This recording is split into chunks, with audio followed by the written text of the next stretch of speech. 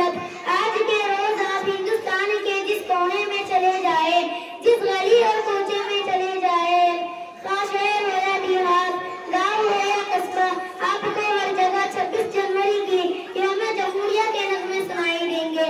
अब आपके दिल में सवाल पैदा होता होगा कि यौम जमहूरिया किस चीज का नाम है और आज के दिन यौम जमहूरिया का जश्न क्यों मनाया जाता है।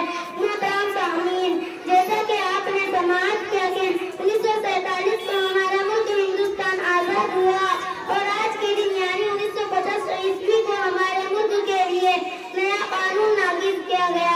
इसीलिए हर साल 26 जनवरी को यौम जमहूरिया के नाम पर जश्न मनाया जाता है। जमहूरियत का मतलब यह है कि इस मुल्क के हर बाशिंदे को बुनियादी हुकूक दिए गए हैं। हिंदू हो या मुस्लिम, सिख हो या ईसाई, सबके लिए एक ही कानून है। हर शख्स को अपने धर्म, मजहब और रस्म रिवाज के मुताबिक जिंदगी गुजारने की मुकम्मल आजादी है। इस मुल्क में रहने, सहने और खाने पीने की मुकम्मल आजादी है। इस मुल्क के हर बाशिंदे को हर चीज में मसावी और बराबरी का हक है। मैं अपनी बात इस शायर के साथ खत्म करना चाहती हूँ। मदहोश नहीं, बेदार